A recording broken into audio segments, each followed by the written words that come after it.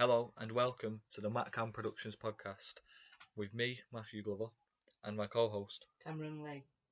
And today we will be discussing our top 10 games of all time.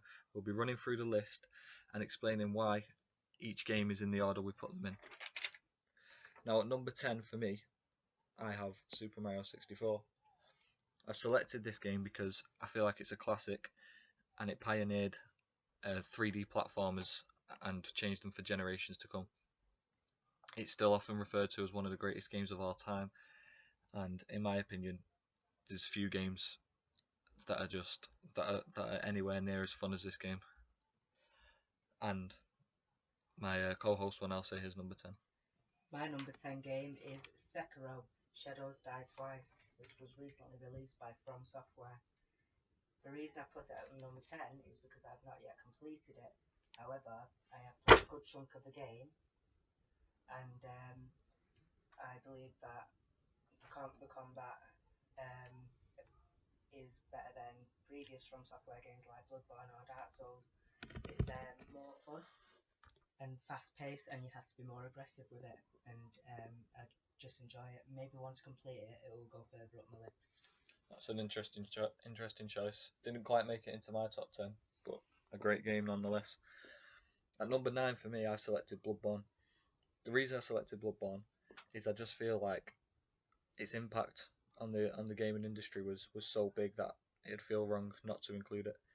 Bloodborne basically is a Souls, like a Dark Souls type game. However, it's a lot more fast paced. It's a PlayStation exclusive, and for a lot of people, it was the main reason to purchase a PlayStation 4 system. It's got fast, fluid combat, a very interesting gothic theme, very rewarding gameplay, but is also very challenging at the same time. And I believe for that reason alone, it deserves to be at number 9 on my top 10 list. For number 9 on my list, I have Super Mario Galaxy 1. Obviously, it's the first Mario Galaxy game in the franchise, and they did something different. And obviously, with it being set in space, they were able to be more creative with the level design. So they were able to add black holes and different climates and different galaxies and stuff like that. And Yep. They've just done something different with it, and it's just made the platforming in the game even better. Yep, a very good game. I agree with that.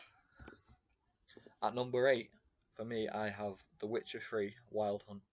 Now, it was difficult not to rank this game higher, but it's just so many games on this list that I had to include, so I just got pushed back to this, but it was difficult not to place it higher without a doubt.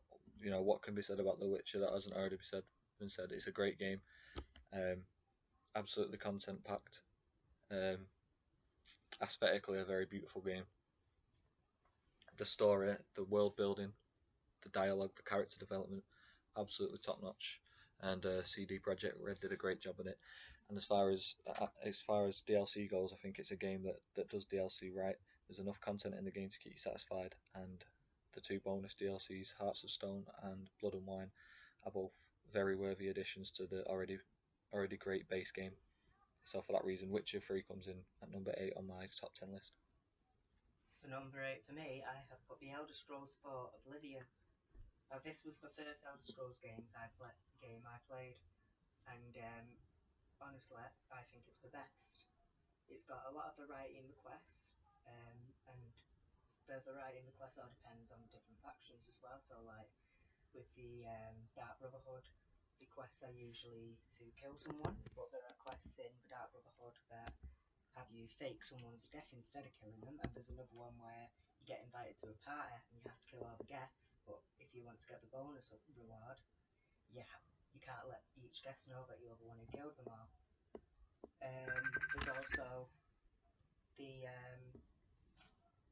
There's also the Thieves Guild quest, which are also really cool, where at the end you end up becoming the leader of the Thieves Guild by acquiring an Elder Scroll.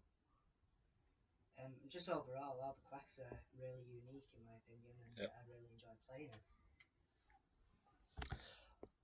At number 7 for me is also The Elder Scrolls 4 Oblivion. for many of the same reasons that my co-host just stated, but I'll run through it anyway. I think Oblivion was the turning point in the Elder Scrolls series. I think they're all great games, but this is the one that feels very expansive and very content packed and a lot more user friendly than Morrowind was. And I believe, just like my co-host, that it's the pinnacle of the Elder Scrolls series so far. I love its lush, vibrant world. Um, its quests are top notch. A lot of variety in the quests, and I can always just go back to it and have a relaxing session of it. It's such a great game, and for that reason, it's got to be number 7 on my list. Number 7 on my list is The Legend of Zelda: Majora's Mask. Now, the reason I like this game so much is because it's completely different to all the other Zelda games. It has a darker tone to it, and for that reason, I enjoy it a whole lot more. There's the new mechanic in the game of the different masks that you wear that transform you into different species. That's like good variety for the gameplay, that, isn't it? Yeah, it is. It mixes the game up a lot.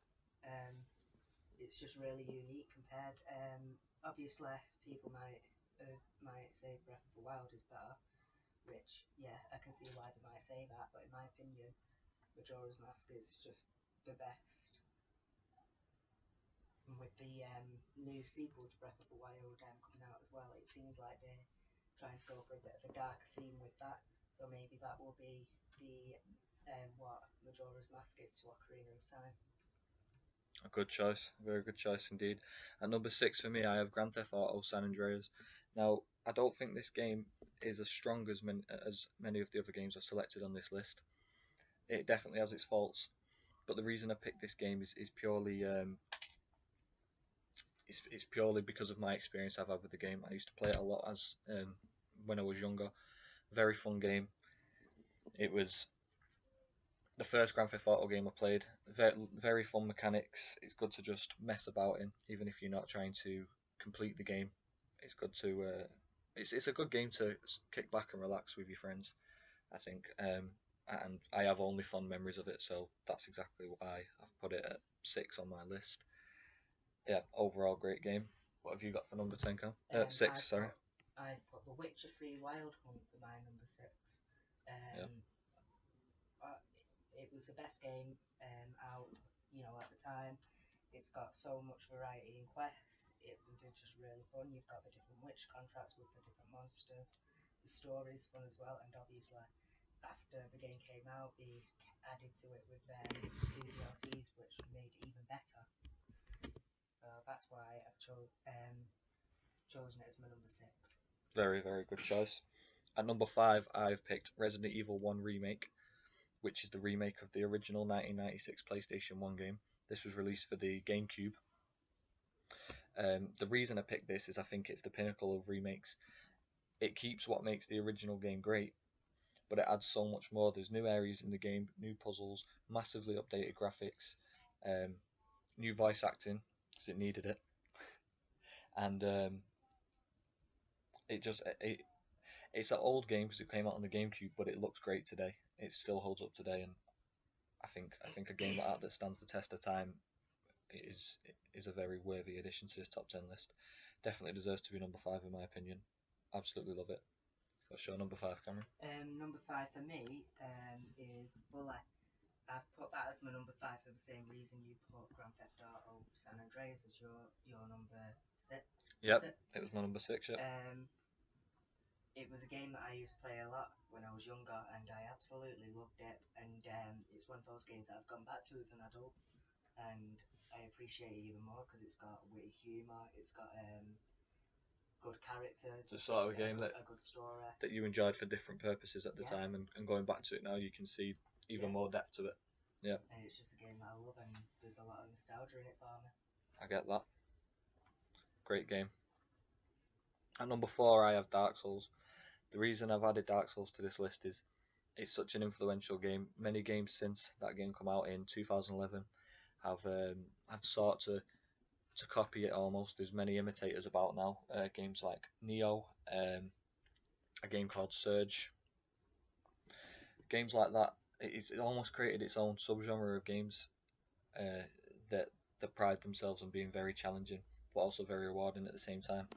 The reason I've selected Dark Souls 1 specifically, though, amongst any other Dark Souls game, is because I love its world. It's massively interconnected world that's just, it feels so rich and it feels so alive and real.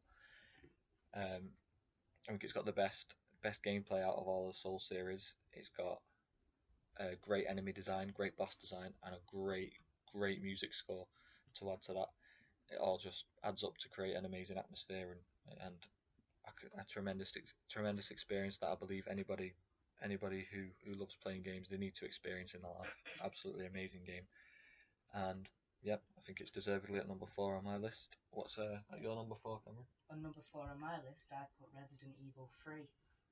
When obviously a lot of people might choose the second game as their favourite, but for me, Resident Evil 3 was even better because not only do you have the enjoyment of the gameplay from Resident Evil, but you've also got a big monster called Nemesis chasing you throughout all of it as well, which adds to the tension of the game. It's really exhilarating, isn't it? Yeah, and at the end of the game, you finally killed Nemesis, and it's just really satisfying to watch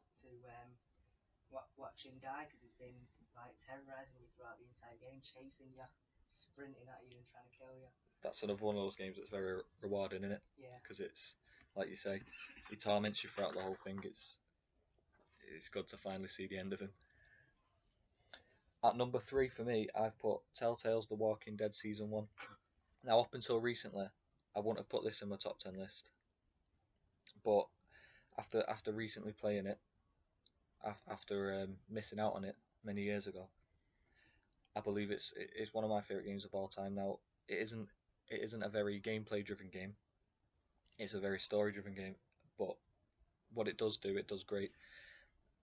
The character development of The Walking Dead Season 1 is fantastic. The relationship between Lee and Clementine is something that I've never seen before in a game. I think it's one of the most well written games I've ever played.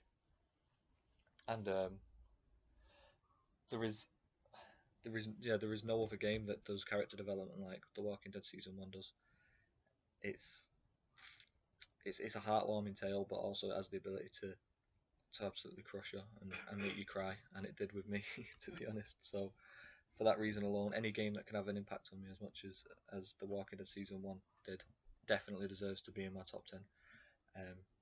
Fantastic game. And what's your number 3 pick, Cameron? My number 3 is Demon Souls. It was the first Souls game that I'd ever played. It got me into the series. You actually tried getting me into it earlier, Yep. but I wasn't having any of it. But I went back to it, played it, and I just loved it. It was really fun. I powered through half of it in one night. Yep, I remember that. And it's just the thing that got me into the Souls games in the first place. I absolutely love it, and that's why it's my number 3. Very good choice. I feel bad about omitting Demon Souls after you saying that. That's a really strong case for it. I love that game. At number 2, I have Silent Hill 2. The only horror game on this list, unless you were to count The Walking Dead, but the only horror game on this list. It's widely regarded as a classic. Its storytelling is absolutely fantastic. Its atmosphere and world building. It's such a great psychological horror game. It doesn't rely on jump scares. It's just a very perfect experience. Another one that no game I've ever played is able to make me feel that low while playing it. It's a really, there's nothing nice about the game. It's a very disgusting story. But that's testament to how good the writers are and how good the whole team were creating it, because it's just so impactful. Absolutely amazing game. It's one of those games I can still play to this day over and over, and I play it at least once a year.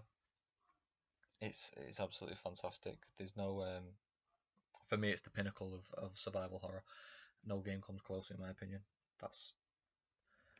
I don't think it'll ever be matched in survival horror, especially since games like that aren't being made anymore with the traditional fixed camera angles and tank controls. I think it's the last and best of its kind. So for that reason, it's number 2 on my top 10 list. What's your number 2, Cameron? I've also put Silent Hill 2 as my number 2 for the exact same reasons as you. The developers did an amazing job with the story and the atmosphere of the game. They wanted to make you feel depressed while you're playing. Yep. They did a really good job at that. Obviously there's some noises in it that absolutely terrify you. Yep. Sometimes it'll make you think there's something in the room with you when there's actually not. It's just the noise. Yeah.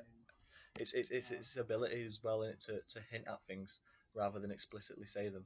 Yeah. That really plays with your mind, and that's what it does really great, doesn't it? It lets your mind wander rather than throwing things at you. There's you know also what I mean? there's a lot of mystery to it Yep. as well. You don't know why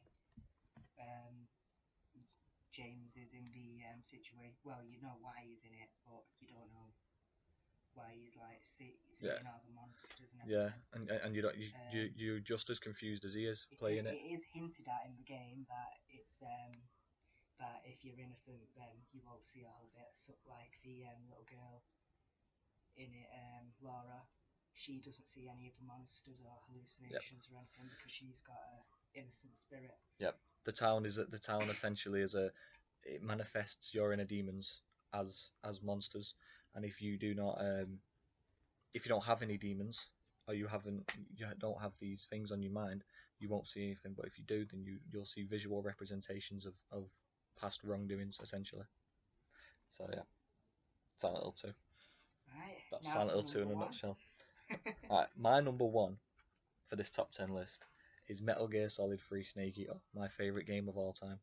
What can be said about Metal Gear Solid 3 that hasn't already been said? It has everything. It's got a very deep sandbox type gameplay, very, very, very interesting cutscenes, a great world. One of the main things I love about it is its cheesiness. It's clearly just a homage to 007, from everything from the way the characters interact with each other to the stereotypical villain in Volgin, and of course the Snake Eater theme is a very Bond-esque intro. It's absolutely fantastic. That's another game that I've played. I actually say I play that at least 2 times a year because it's one of no, not one of, it is my favorite game of all time, and I love the Metal Gear series as a whole. For me, once again, the pinnacle of its genre, which is a stealth action adventure stealth game. Yeah, what else can be said about that game? I love it. Yeah, again, I've put MGS3 as my number 1. It's just the best in the series, in my opinion. The story's good. There's moments that literally make you cry, like the boss's death. Yeah, I can't believe I didn't even touch on that. It's just so impactful, and you have all the white flowers turn to red when she dies. Yeah, and, the game's full of beautiful poetry in it, things like that, and yeah, it is just an amazing game. The characters are, well designed. The bosses are pretty fun and well designed as well. Also, something I'd like to add is that it's such a great sandbox game where you have so many different mechanics and tools to play around with that I rarely find myself playing it the same way twice. I always change my style of play every time I play it. Yeah, that's true. There's also a lot of unlockables in the game, like the different camouflages. There's the stealth camo. There's loads of different weapons you can get. There's just so much replay value to the game. The replay value's through the roof on Metal Gear Solid 3. There's no, even though it's a linear game and it'll take you, I'd say, roughly 12 hours to complete first time through, maybe a bit longer, 12 to 15 hours, I'd say. There's plenty of reason to go through it many times because of as Cameron said, then there's many different collectibles, camouflages. There's these frog things called keratans that you can shoot, and they'll if you shoot all of them, it unlocks for stealth camo. Yeah, which makes you invisible to enemies. So you can obviously play around with that in future playthroughs. Absolutely great game. It takes ages to unlock everything essentially. If you want everything in the game, there's so much to go back and get.